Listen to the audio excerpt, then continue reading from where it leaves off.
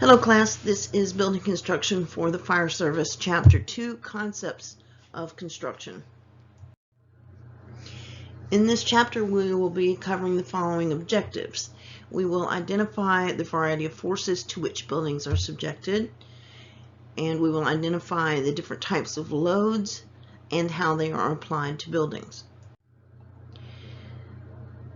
We will define safety factor and how to explain how it affects the choice of materials used in a building's assembly, and identify composite materials and explain how the combination of two different materials affects structural elements as a whole. Identify and define key types of structural members such as beams, trusses, columns, walls, roofs, and arches, and identify the various types of structural connections and explain how they affect the transmission of loads and behave in a fire. Now you have to appreciate that in building construction you can't knock down and build a new building every time codes are improved or better materials evolve, etc. So in your response area there are going to be different ages of different types of construction. And of course, new technologies and techniques have changed the way buildings are constructed, but your community is an aging collection of different types of buildings. So you need to know these buildings and how they will react to fire. And you'll need to review a couple of basic laws of physics. The biggest one we're going to focus on in this chapter is gravity. But you have to know how the forces of nature and man can cause buildings to collapse. And as far as this knowledge is concerned, you can't rely solely on learning this from fireground experience only. Now, the first thing we're going to talk about is gravity. And I want to make a clarification. I mentioned in chapter 1 how there are going to be some things you need to review. Geometry, a little bit of physics, and definitions, which we're going to talk about a little bit later in this chapter as well. But one definition you need to be sure you're clear about and understand is the definition of the word theory. Theory, its principal use is as an everyday word, meaning a guess or an even educated guess or an idea of something. But that word theory, as applies to science, is a completely different definition, and it is known fact based on empirical data, evidence, examination, experimentation, etc. All that work is checked and rechecked, and certainly it evolves. Our knowledge grows over time, but like gravity is not a theory in the sense that it's a guess. It is a theory in the sense that it is working scientific knowledge. So make sure you're clear about the definitions of things, but particularly in this case, theory. And the first thing we're going to talk about is the theory of gravity, or gravity. It is a real thing, not a guess. This is scientific theory. And gravity exerts continued force on a building, on everything that's on the planet. Buildings appear to be sitting on foundations, but they are persistently under great stress constantly, and that is from gravity. And one principle of gravity that you definitely need to appreciate is the larger the object or the more mass there is, the stronger the force of gravity is upon it, or that acts upon it. So buildings are built with gravity resistance system, which means that it consists of all the structural elements and connections that support and transfer loads. And we'll talk about different types of loads in just a moment, but the load overall is that of gravity. So the idea is to build a structure so that you transfer the effects or load of gravity on a building. Now, fire destroys structural elements and or connections in a building. So at that point, gravity has the upper hand, and that's what will cause a building to fail or partially collapse in a fire, because you have now rendered some or perhaps all of the anti-gravity tools, techniques, and support systems that are in place to keep a building upright. Fire places loads on elements that cannot handle them by themselves. And one thing you definitely need to remember and appreciate is the majority of buildings are non-fire resistive. That's not only true because we've built so many over time and because codes, laws, and ordinances and materials all change, but it's also true because sooner or later, at some temperature, everything burns. So that's another thing you need to bear in mind. And different things fail at different temperatures. So we'll talk a little bit more about that in subsequent chapters. Now, the first thing we're going to talk about is load. Now, there is a definition as far as fire is concerned, given by the NFPA, the National Fire Protection Association, and NFPA 5000 states or defines it is the Building Construction and Safety Code, and it defines load as a force or other action that results from the weight of all building materials, occupants and their possessions, environmental effects, differential movement, and restrained dimensional changes. And remember, as I mentioned before, dictionary definitions are not always the same as definitions used in the field. So when you look in a dictionary, you'll see 2 or 3, perhaps more, definitions for a single word, particularly in English. And the most common usage of the word is what is listed first. But as a secondary or tertiary definition, you'll see the less commonly used definitions of that same word. And so those are what apply to specifics like building construction. We're going to talk about stress and strain now, and these are forces applied to a structural member. And by structural member, we mean a member of a building's overall structure. Stress is measured in pounds per square inch, or PSI, and for large forces, KIP is 1,000 pounds. That's what's used to measure large amounts of force. So that is stress. Strain is the actual percentage of elongation or deformation that occurs when a material is stressed. And strain is measured in fractions of an inch of deformation per inch of original length of the material. So if you've got a piece of steel that's 6 inches long, when it's under strain and measures 6 1/4 inches long, that 1/4 inch is the measurement of the strain that's being placed.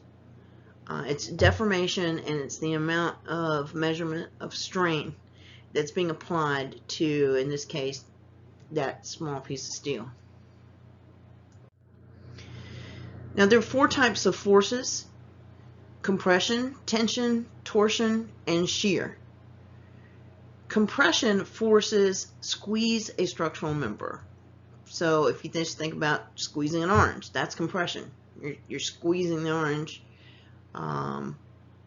and compression is compression everywhere. So in terms of architecture, compression forces squeeze a structural member or put it under pressure. Tension forces stretch a member. So like the cables you see here from the Golden Gate Bridge, those are tension forces that stretch these cables. Torsion forces twist the structural element, and shear forces occur within a member when opposing forces pull in opposite direction. So when you hear of things being sheared off, or correctly shorn off, but if for something to shear off means that at some point it was exposed to opposing forces and caused it to fail. So these are the 4 types of forces, and this is also an appropriate picture because this, just like all bridges and all buildings, but this one is famously exposed to all of these forces all the time, as are all bridges and buildings. Let's talk about load. First, we're going to talk about dead load. Dead load is the weight of the building itself and any equipment that's permanently attached or built in. So let's say you've got a newly built building, there's nothing else in it except you've got large built-in emergency generators in the basement. So you can have that empty building, that's dead load. When you attach the emergency generators, since they don't go anywhere, they're also considered dead load. So it's the building itself and any equipment that's permanently attached or built in. Dead load can also be known as self-weight. Fire resistance is any substitute structural element that is of more mass than the element previously used to carry an equivalent load and is inherently more fire resistant.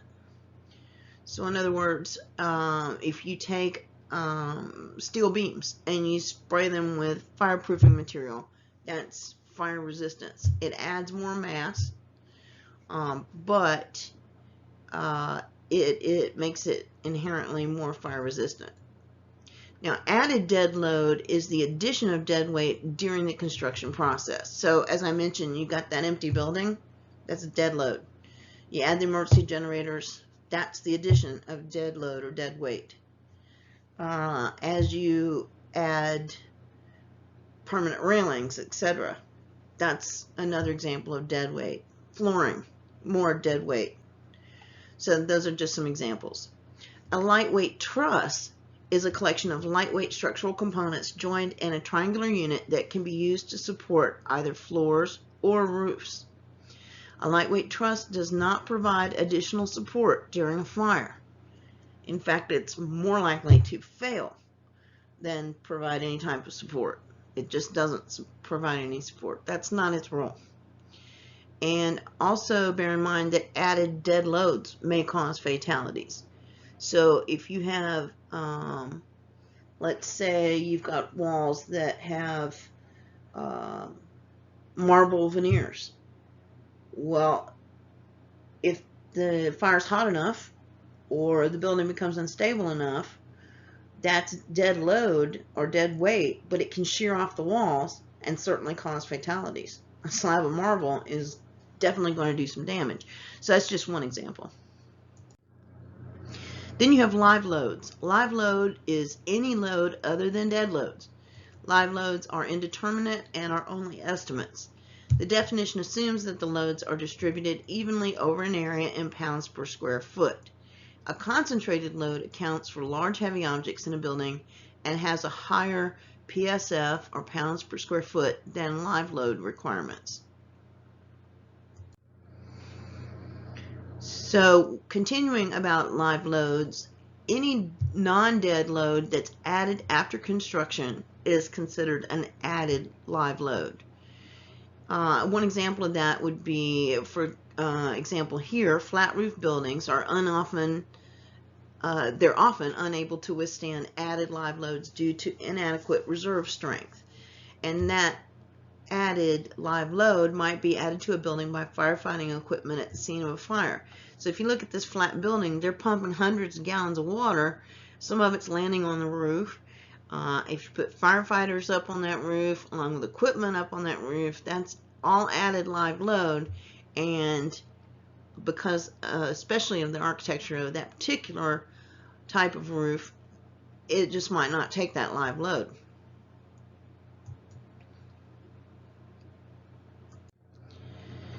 Then you have impact load.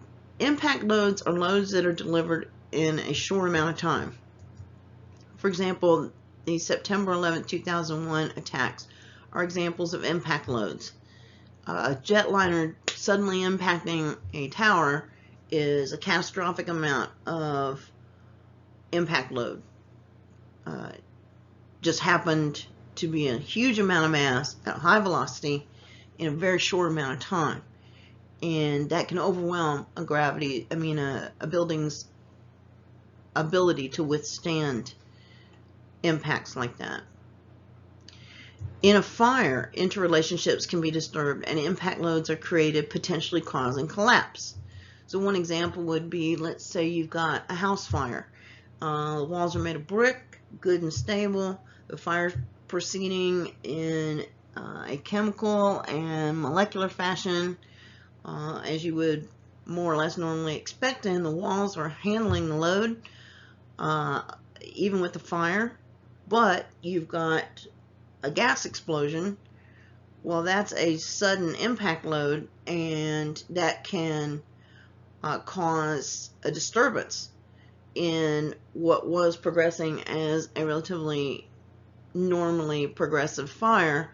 You've got sudden impact load, and that can cause collapse, because that gas explosion can cause sudden impact damage and cause wall or roof or windows to suddenly weaken and collapse. And there's no such thing as a no impact load. No matter what type of load it is, all load has an impact on a structure. Then there are lateral impact loads. These can produce disastrously high stresses. One example I gave you would be like that gas explosion. Let's say you've got a house fire with a propane tank sitting in the backyard, and the propane tank explodes. It's going to cause catastrophic impact load to the side of the house that's facing the tank. Now, remember too that walls are designed to accept vertically compressive loads, because gravity is always pulling uniformly in a downward fashion. So walls are designed to accept vertically compressive loads from floors above and roofs, etc. They're designed to accept these vertically compressive loads. But lateral thrusting can cause serious problems, and then you can have lateral thrust of collapsing floors that can bring down brick walls. So if you have an old brick building and it's got walls, floors that are built inside, of course, and let's say one side of the flooring on a floor is weakened by fire, and that one side drops, then there's no longer any support between the floor and the wall itself, and it can cause the wall to actually come down, because those forces were acting upon each other, and now they're not. And as I gave an example before, the ignition of gases has sometimes caused detonations that can destroy substantial masonry walls. Progressive collapse is a hazard in the construction of concrete buildings. So you have concrete buildings, and as things fail, you have one floor fail, the next floor fail, or you've got elements from the outside walls that begin to fail and can cause a subsequent chain of events. That's a progressive collapse. Now, as a result of impact loads due to terrorism, there have been modifications to help reduce bomb effects or explosion effects.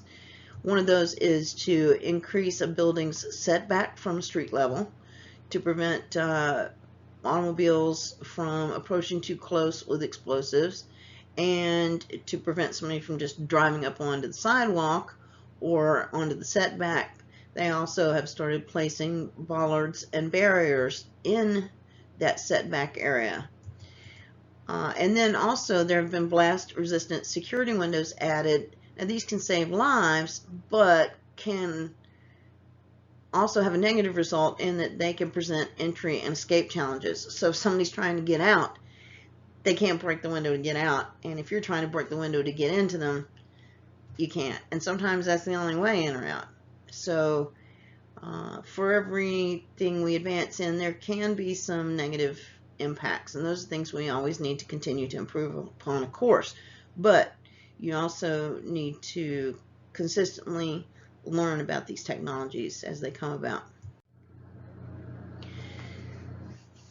Let's talk now about static and repeated loads. Static loads are applied slowly and remain constant, like a heavy safe. So you got a heavy safe that's on the 10th floor of a 20-story building that has a bank in it, for instance. Well, that is built to withstand that static load and heavy weight of that safe. That's fine. But I'll give you a common example of repeated loads that are applied intermittently that can cause failure.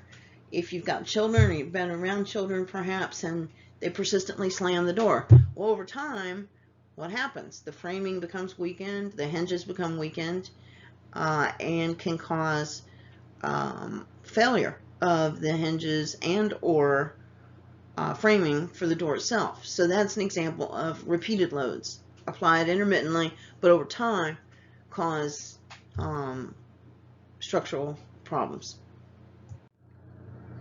Then there are wind loads. Wind load is a force applied to a building by the wind.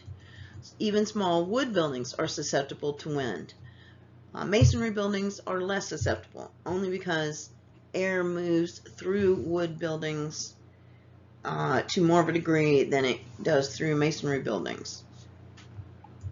But then, of course, the taller the building, the more wind load you have too. As far as bracing, you have shear walls that resist lateral loads from wind and earthquakes. Braced frames use diagonal members to resist wind and earthquake loads. Moment frames use special moment connections between columns and beams to resist rotation. And hurricane bracing relies on metal straps to hold the roof and frame. Now, I mentioned wind forces in high-rise buildings. Wind forces must be factored in with high-rise buildings because the atmosphere can vary greatly, just the difference of 100 feet above your head. The winds can be moving in a completely different direction and with different force, etc. So some of the elements used in high-rise buildings that help with that are K-bracing, which is an arrangement of braces between columns that resembles the letter K, and portal bracing is the heavy riveting of girders to columns from top to bottom of the frame. So if you notice how many times skyscrapers look very similar, well, the reason for that is because of the fact that there are wind forces at play and there are structural elements that have to be in place to withstand those. So even with the most innovative designs, there are some things that are going to look familiar from previous designs, and that's because they have to have those structural elements to withstand wind load. There are also diaphragm floors. These are designed to help stiffen a building against wind. And masonry walls needed to enclose vertical shafts can do double duty as shear walls and help resist overturning. Very tall high-rise buildings take wind load on the exterior walls. Now, a megastructure is a very large structure. And there are some other things to consider with wind load. You can use tube construction, which is an externally braced structure. With core construction, there are no external braces involved. The bracing is done within the core of the structure itself. And then there are Vierendeel trusses, which are rectangular with rigid corner bracing, and they help provide wind bracing.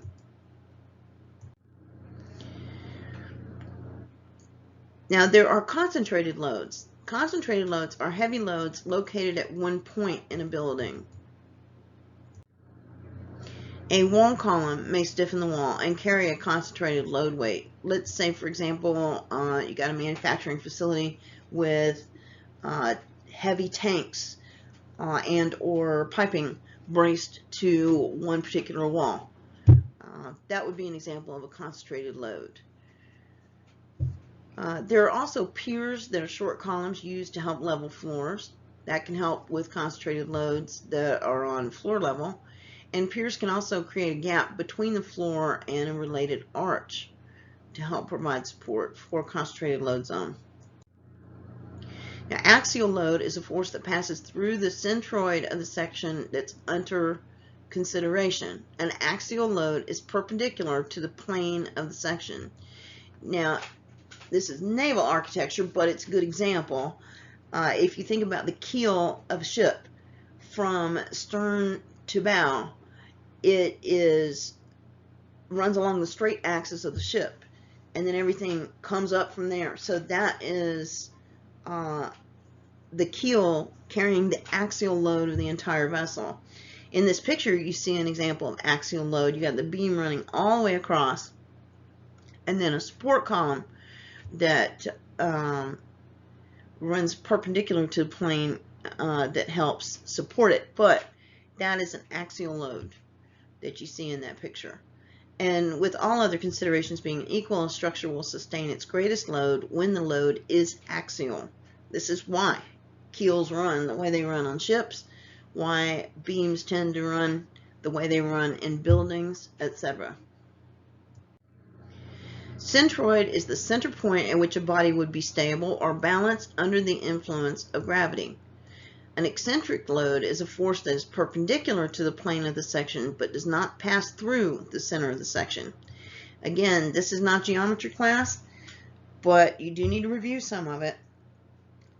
These presentations are meant to support the text and other materials that you have to study from, so you need to review some of your basic geometry so that you have this stored away correctly in your head. Let's discuss fire loads. Fire load represents the potential fuel available to a fire and the total amount of potential energy or heat in the fuel. Heat release rate, or HRR, indicates the rate of available energy released. The rate at which fuel burns varies according to the material. Q is a designation of the heat release rate, or HRR, and refers to the rate at which a fuel will burn. Some burn more rapidly than others. For instance, kerosene burns off very quickly, whereas tires will burn for a very long time and are difficult to put out. Now, as far as measuring this heat, you have the British Thermal Unit, or BTUs, which we use here in the United States, the imperial system. The metric equivalent is a kilojoule, and each of these measure caloric value, which is the amount of heat required to raise 1 pound of water 1 degree Fahrenheit, or 1 degree Celsius. Each combustible material has its own caloric value, which is potential heat. And fire load equals the weight of fuel times the caloric value divided by the floor area. Here's the formula. Kj divided by m squared.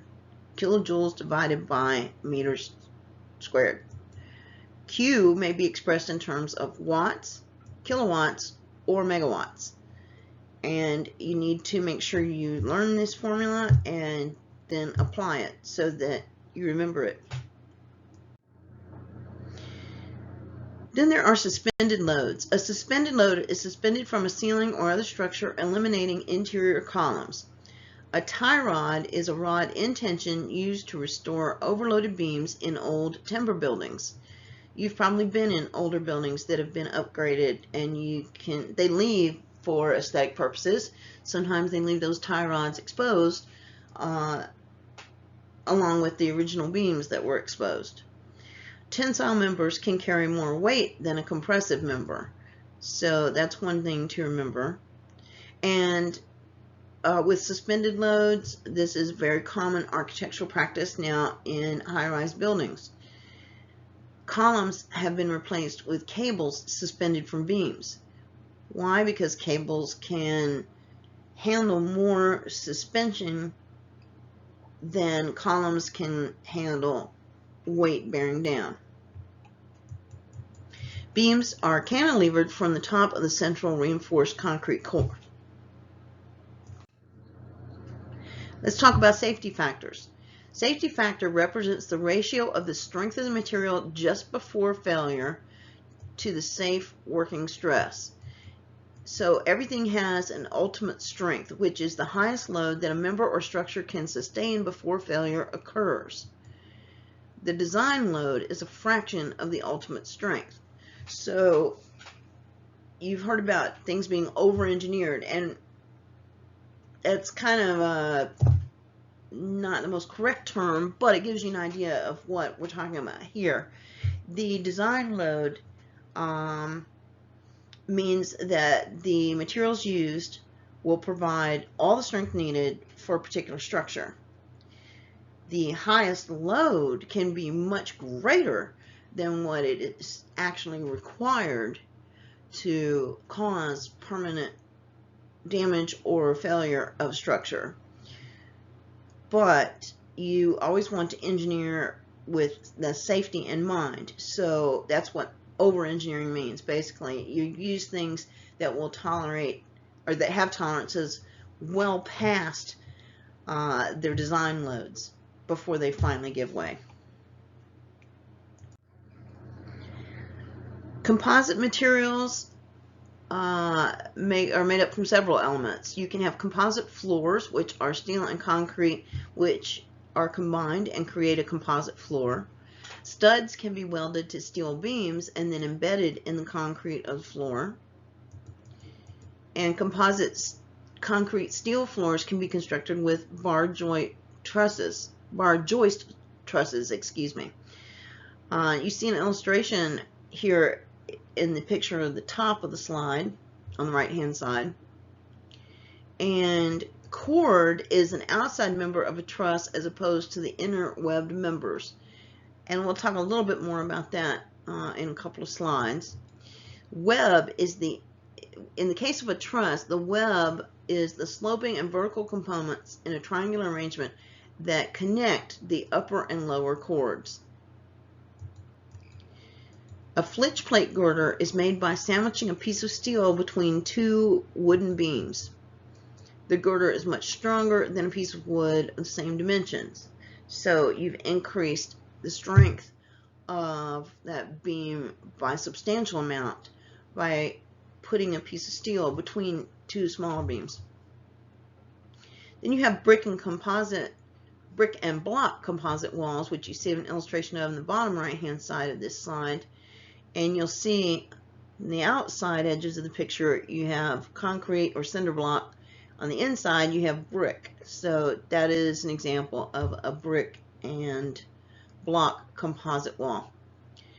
This substitutes cheap concrete blocks for brick in some places in the wall and is another common example of a composite structural element. Composite construction is sometimes used to describe buildings in which two different materials carry structural loads.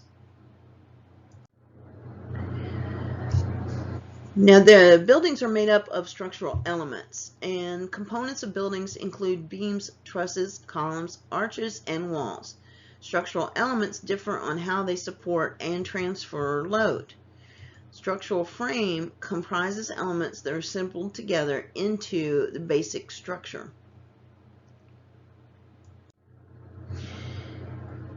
Let's talk about beams. This is one of those topics where you're going to have to do some more research on your own. I won't go into extraordinary detail here, but this is what we're going to talk about here in relation to beams. A beam transmits forces in a direction perpendicular to such forces to the reaction points, which are the points of support. The definition of a beam does not consider its attitude, whether it's vertical or horizontal in orientation.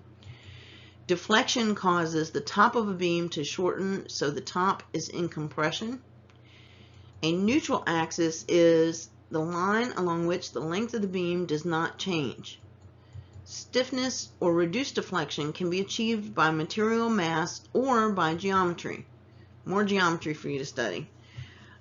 So these are all things, and again here this is to acquaint you with them. You need to learn more in detail about each of the things I've described in this slide. Now, cable is considered an ideal beam. Cable-supported roofs are being used for some large open area structures. And if you think about a modern airport, you walk in and you hardly see any columns because so many structures are suspended from beams above by means of cable. Truss shapes over mass have had a tremendous effect on structures. Let's talk about the carrying capacity and depth of beams. The load carrying capacity of a beam increases by the square of its depth. Here's a little math for you to do, and there's some examples here on this slide. The principles governing beams are the same for all beams, regardless of materials. Why? Because gravity is a consistent force. No matter what it's acting on, gravity itself is constant. So it has more of an effect on some materials than others. However, the principles governing beams are the same for all beams, regardless of materials, because gravity doesn't change from material to material. It is constant. Load carrying capacity increases only in direct proportion to increases in width. The greater efficiency of a deeper beam must be balanced against any other considerations, like the thickness of the floor or the deflection of the flooring itself. The safe load of a beam is determined in part by the length of the span, and along a beam it must have a uniformly distributed load for the beam to be successfully carrying load constantly. There are different types of beams. A simple beam is supported at 2 points near its end. A continuous beam is supported at 3 or more points. A fixed beam is supported at 2 points and is rigidly held in position at both points. An overhanging beam projects beyond its support but not far enough to be cantilever. A bracket is a diagonal member that supports what would otherwise be a cantilever. A joist is a beam, often made of wood. A steel joist or bar joist is a lightweight steel truss joist. A girder is any beam of any material, not just steel, that supports other beams.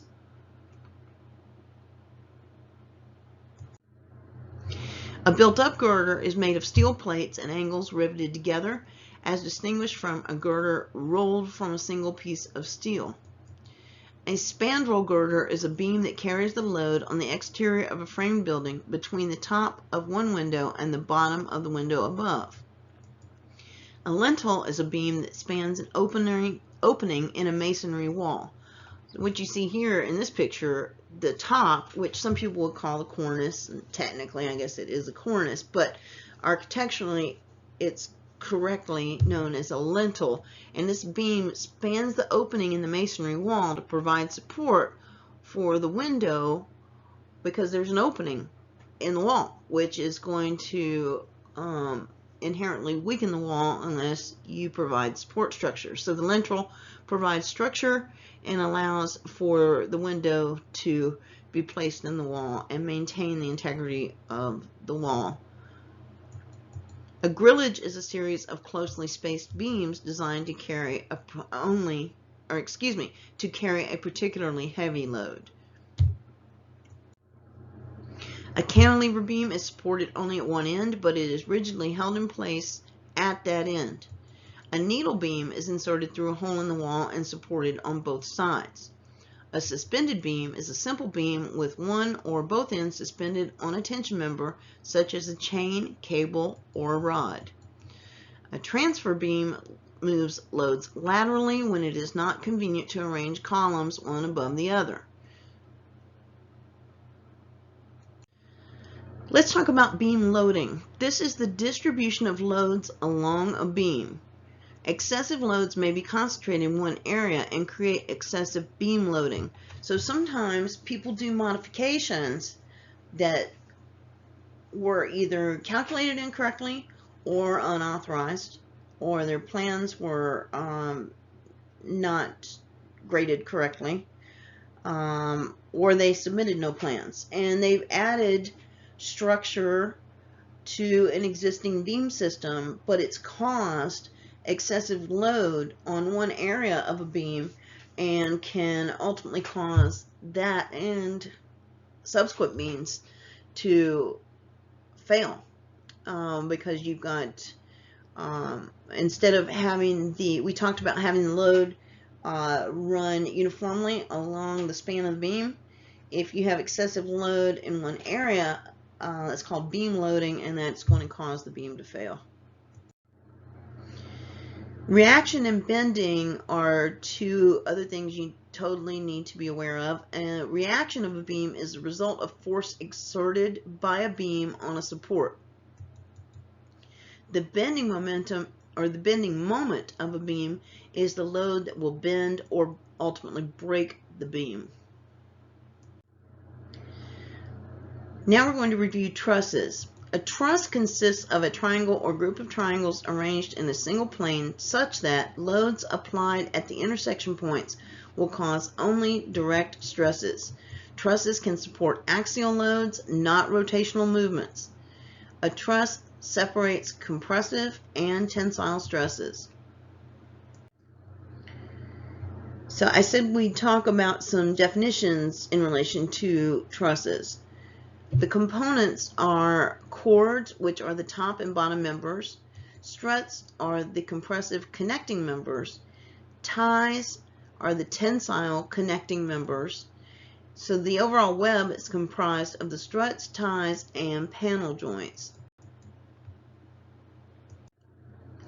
This slide is an illustration of several different types of trusses, and you'll probably recognize many of them not only from architecture that you've been exposed to, but also many of them are called truss bridges. They're used for railroad bridges. So you'll probably recognize, especially the one right in the middle, which is called a bowstring truss. You've got the Pratt truss and the parallel chord truss. All of those are designs that are very commonly used for railroad bridges, railroad crossings. The bottom and top chords are parallel in a parallel chord truss, which is one you see at the very bottom. And many triangular trusses are used in roofing, and you certainly recognize those. This is a good slide because it shows the top chords, the bottom chords, the web members, and panel points. They're at the top of the illustration. Compression versus tension in trusses. The top chord is in compression. The bottom chord is in tension. Cantilevering a truss reverses the situation. So this is why trusses are shaped the way they're shaped. Some principles of trusses. One is that doubling the length of a beam decreases its carrying capacity by half. So if you think, okay, a 15-foot beam is perfect, if I use a 30-foot beam, I'll get twice as much load-bearing capacity. But the truth is that you've actually decreased its carrying capacity by half. So doubling the length of a beam decreases its carrying capacity by half. An inverted king post truss has a single compression member that is inverted downward, and a queen post truss has two compression members. So all of these are principles of trusses that you need to learn a little more about and recognize when you see them. Some of the problems with trusses. If one element of a truss fails, the entire truss will fail. Failure of one truss can cause multiple failures in the structure itself. Rising roofs will pull the ceiling away from the walls, weakening the joists as the wood pulls from gusset plates. Gas and electric lines in attics may be affected by rising roofs. And unforeseen defects like wind, snow, chemical action, rot, infestation, etc. will all affect trusses. Defective design and poor maintenance can also affect truss stress.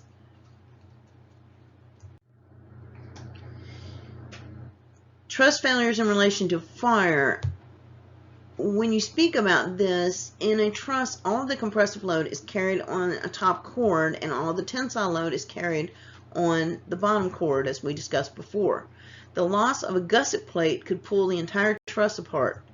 Trusses can burn through at panel points where there's little wood, where they're joined together. There's not much wood there. So as soon as that burns through, the whole truss is compromised and it's probably going to fail. Now, there are room partitions in apartment houses that are made to support falling triangular roof trusses if they fail or fall during a fire.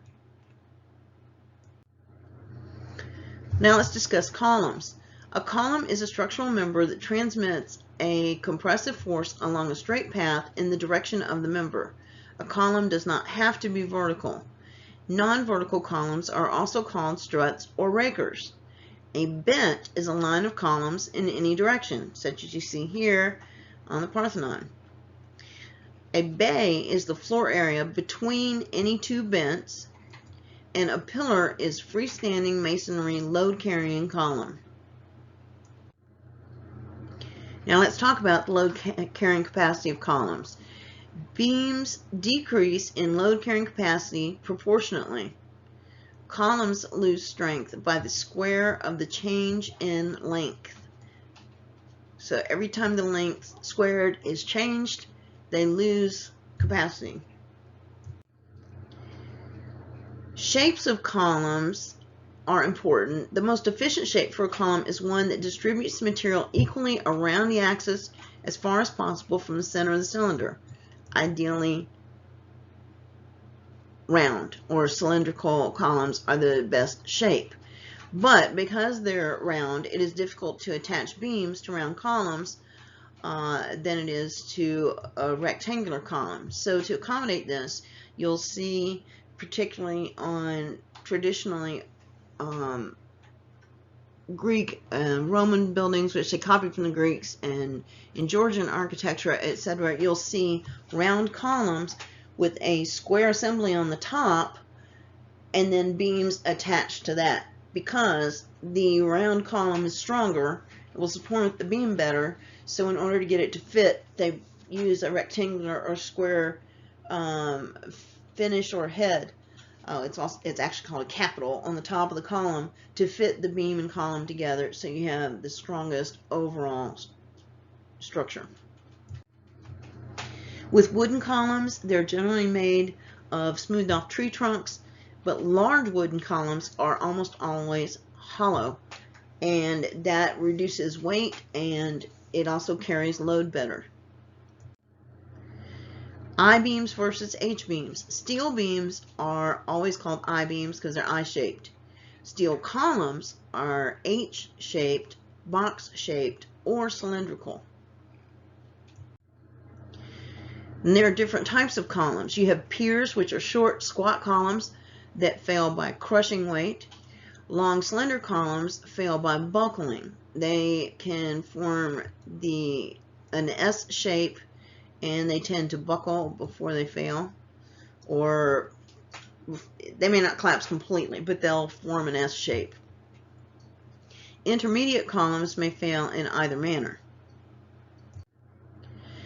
Now let's talk about Euler's law.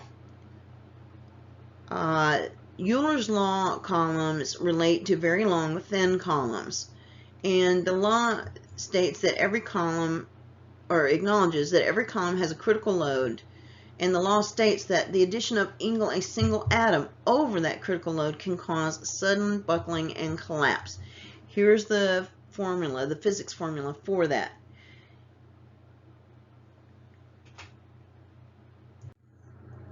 Now, as far as practical application of Euler's law, if you look on the left-hand side of this illustration, you'll see a column that's 20 feet or 6.1 meters tall that can support 100 pounds or 45 kilograms on the top. If you place 100.5 pounds, it's going to fail. But by bracing it, you can overcome Euler's law, and you get the same height column that's now braced, but can hold 400 pounds or 181 kilograms. And then Euler's law also states that as a column gets longer, its load carrying capacity decreases, which, if you think about it, think about anything that's top heavy. What does it want to do? It wants to topple over. So that's exactly what happens here. So this shows that a 10-foot column can carry 400 pounds, but a 20-foot column can only carry 100 pounds. Temporary bracing is what is used in incomplete structures when a building is under construction. It's also known as guy bracing, and it may not be adequate to resist high winds or other unexpected loads.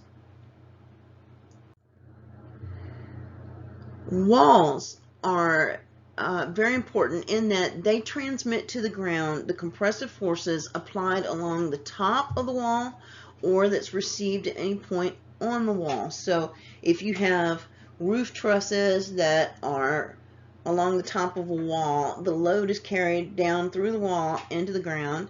If you have something attached to the wall, that wall is carrying the load from something attached on that point of the wall as well.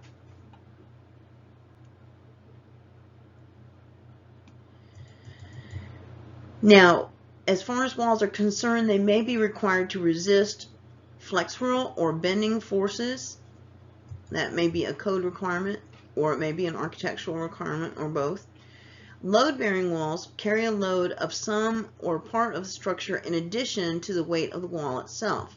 So if you have a wall that serves to divide a room, but it's also got a roof truss from the attic resting on it, that's an example of a load-bearing wall. A non-load-bearing wall will support only its own weight. A header is a brick laid on end to end and crosses the wall and ties it together. Stretcher is a masonry unit that's laid horizontally with its own length in the direction of the face of the wall. And there are specific types of wall. A cross wall is any wall at right angle to any other wall. So your typical wall, you got one wall 90 degrees, you got the next wall, and where they meet, that's the corner. A veneer wall is made of a single vertical thickness of a masonry designed to improve exterior appearance of a building, but because it's only a veneer and not a supporting wall, it has to be tied to the underlying wall for stability. Veneers that are done incorrectly or place too much strain on the original wall can cause it to fail. So any types of modifications have to be submitted for plan approval, just like any new construction. Then you have composite walls. This is a wall composed of two or more masonry materials that react together under load. A panel wall is a non-load-bearing enclosing wall on a framed building. A curtain wall is a panel that is more than one story, and a party wall is a load-bearing wall that is common to two structures. Firewalls should be able to contain the fire with little or no assistance from firefighting forces. Partition walls are non-load-bearing walls that subdivide areas of a floor. Knee walls are short walls that square off a room under a peaked roof, creating a void space behind the wall. Demising walls bound a tenant space. What that means is, like, if you take a house and divide it into apartments, the walls that subdivide the units are called demising walls. Rubble masonry is composed of an inner and outer withe of coursed masonry. The space between is filled with random masonry, sometimes mixed with mortar. These types of walls are unstable to lateral thrust. Withe is a single continuous vertical wall of masonry units. So one masonry unit in thickness. That's a withe wall. A cantilever wall, let's explain it like this. Severe winds may topple a freestanding wall. And you can also have eccentric loading of the wall by hanging work platforms that on one side, and that can cause failure.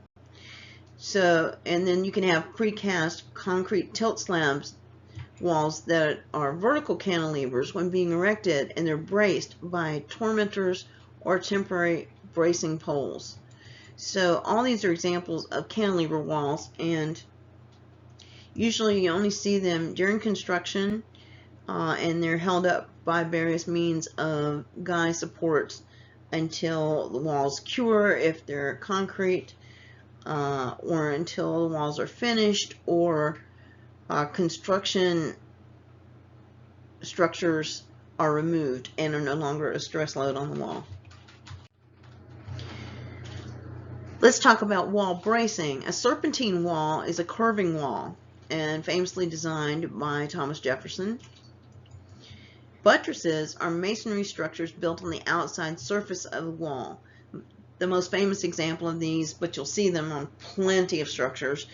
If you think of Notre Dame in Paris, You think about the enormity of the walls and the load capacity they have to carry because the roof materials were extremely heavy. We didn't have lightweight materials in those days. So the load bearing on the wall is extreme. To counteract that, they attached buttresses about 1/3 to a halfway up the wall, and they look like archways running down the sides of the building. But what they're doing is they're transferring the load from the walls through the buttress and down into the ground to help support the wall. So those are buttresses, more famously called flying buttresses. Pilasters are masonry columns projecting from one or both faces of a wall. Wall columns are columns of steel, reinforced concrete, or solid masonry such as brick or solid block in a block wall. A cavity or hollow wall are built of two withes separated by a space for rain drainage or insulation. So if you think about an outer brick wall and an inner brick wall with lots of plumbing and insulation and wiring running in between, or maybe even drain pipes, that's an example of cavity or hollow walls built of two withes. Wall breaching occurs. A homogeneous wall is one that acts as one unit, where you have good bonding that exists between bricks, blocks, and mortars. A load coming down the wall to a window or doorway doesn't continue, the load of gravity doesn't continue through the window or the doorway. It actually splits and passes on both sides of the opening for the doorway or the window. This is one reason why you have to have extra bracing and framing to help support windows and doors, because the load splits and goes around those openings and can cause inherent weakness because there is an opening. So that's why you have that extra framing in there. Now we're going to discuss roofs. Of course, the roof is vital to the stability of any overall structure. Roof damage can absolutely cause wall collapse. Each type of roof represents a different challenge. On this slide you see just 7 examples, but there are more out there than this. Different roof styles, and you can see how it's going to cause different challenges based on types of water load, snow load, fire equipment load, etc. So these are different roof styles. So take a good look at these and ask yourself, if I was to fight a fire in each of these different situations, what are different approaches I could use? What kinds of ladders, equipment will they tolerate, etc. Now we'll talk about arches. An arch combines the function of the beam and the column. Arches tend to push outward at the base and therefore must either be braced or tied.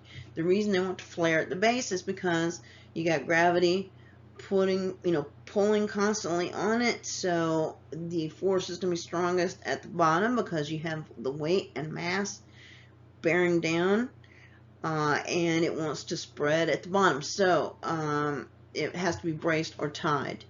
And the arch is not complete unless all the elements are in place. The final thing that's set in place is the keystone. Typically, now here it's rendered architecturally with bricks. You see at the top of the arch these series of bricks in the shape of a keystone. If it's cut from solid stone, that would be a solid stone. And while the keystone, that typically is the final stone that's set in place, just because from a building standpoint, it's the easiest way to do it. But it's no more important than any of the other stones or voussoirs, because every stone is crucial to carrying the load through the arch. A segmental arch is one that describes a portion of the circumference of a circle. Now, laminated wood has made wood arches more popular, and you see a lot of those in churches. Rigid frame structures are derived from the arch. Steel rigid frames are widely used for industrial and commercial buildings where clear space is required. Wooden rigid frames are often used for churches, Precast concrete rigid frames also have been used, and they must be tied together at the bottom to resist characteristic outward thrust of the arch. Since it's inspired by arch architecture, it's going to want to flare outward at the bottom, so it must be tied at the bottom together, just like an arch. Then there are shells and domes. A shell is a thin plate that is curved. Shells are built of concrete, and wide areas can be spanned with extraordinarily thin shells. The dome is a shell, or a three-dimensional arch. Then there are geodesic domes that are formed from a large number of triangles of equal size. Here's an example of one in this illustration. Probably the most famous one in the world is at Epcot Center in Disney. It is an entire geodesic globe and is quite impressive.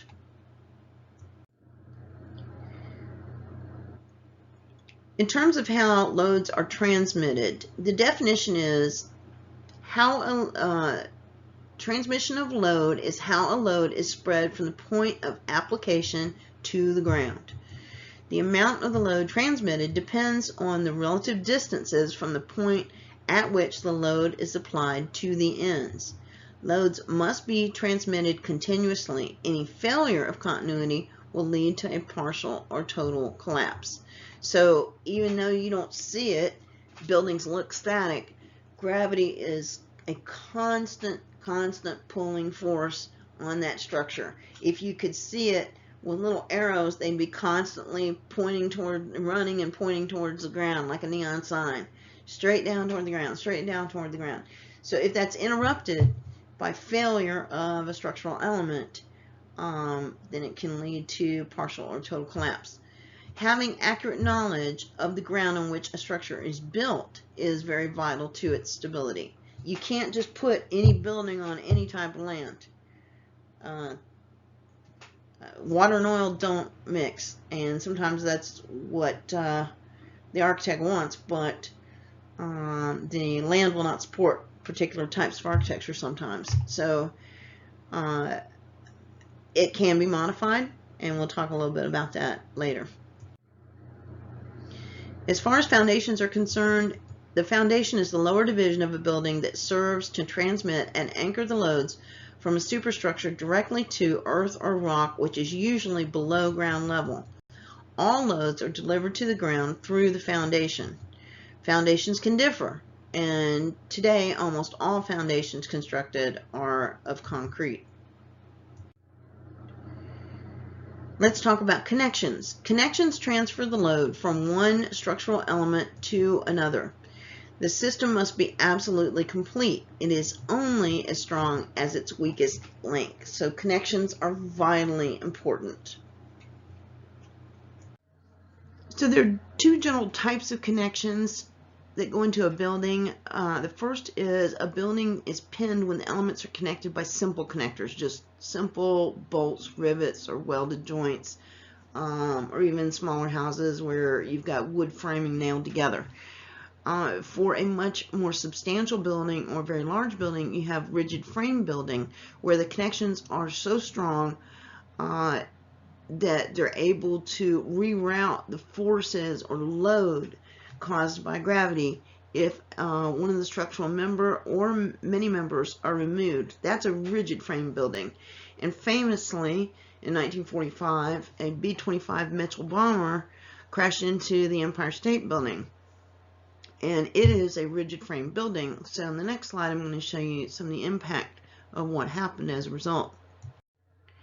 So here is the aftermath of the July 1945 crash of the B-25 bomber, and on the left-hand side you can see the impact zones. It was somewhat near the top. On the upper right-hand picture you can see where the bomber entered the building, and you can see structural members just lying on the floor, and you can see other members that are just bent completely out of place. And in the center picture on the bottom, you can see the really large hole, and you can see structural members hanging out the window or bent away from the opening. And then on the inside, if you look closely enough, you may have to zoom the image, where you can see members that are bent and lying on the ground. Part of that is aircraft, of course, but other parts are whole sections of structural members that were built away. So that gives you just one example of how rigid that type of construction, how strong it is. So many structural members failed that day, but because the overall structure is so strong, the rest of the building and framing was able to carry the load just fine, and of course she still stands today. This is the type of research that you need to do for yourself in answering some of these questions, or looking at past incidents, or how we wound up with certain types of constructions and codes. So I just kind of wanted to throw that in as a little extra bargain, just to give you an idea of what the ramifications of certain types of construction are, where they came from, and how they perform.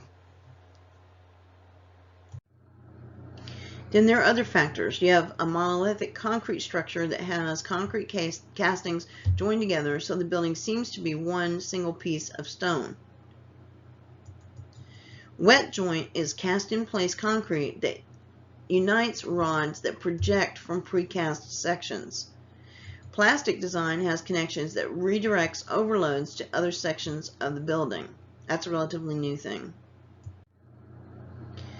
When you have failure of connections, you have masonry walls that shift outward, dropping joists. So if you have a masonry wall that is not supported properly or maintained properly over time, gravity is going to continue to pull on it, and it's going to want to bulge outward. And any floor joists that are connected on the inside of the wall are going to slip loose and cause joists to drop out of the walls. Beams with small bearing areas will pull out when heavy loads are applied. Temporary field bolting of steel gives way in high wind.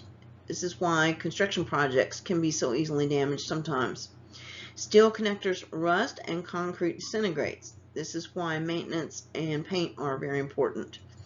An eccentric or lateral load, a shifting wall, floor, or column alignment may also cause collapse. And fire can cause all types of connections to fail. Building code supervision is not guaranteed in all areas, something to bear in mind. So be sure to examine basements and attics that are in buildings under renovation. And actually, when renovations take place, there are regular inspections that are done, but part of that rotation is going to be fire inspection. Sand and lime mortar used to be used in masonry work until about 1880 and was abandoned because it's water soluble. Now it can be waterproofed, but that is nearly a perpetual job. And because we have better materials now, that design has been abandoned, but it is still present on buildings built before 1880, but it has to be maintained. Gravity connections depend on the weight of the building element itself to hold it in place. Gusset plates and gang nails are connecting plates made of lightweight metal used in trusses, and you see examples of gusset plates right here in this illustration, these square plates. Steel is often intermixed with combustible construction elements, you're going to have either the wood fail or the gussets fail first, depending on what each are made out of. If you've got steel gussets, the wood's going to burn out first. If you have aluminum gussets, they're going to burn out before the wood burns out. Either way, it's going to cause failure. Now, unprotected steel connections can be found in precast reinforced concrete buildings. Many codes require that wood joists in masonry walls be fire cut. Some 19th and early 20th century buildings have self-releasing floors. This is an example at the left of fire cut at the end of a beam. At the right hand side, you see a failure of connection where you have a wall anchor box on the bottom where the beam has fallen out of the anchor box. At the top, you see where the connections have come out of the post caps.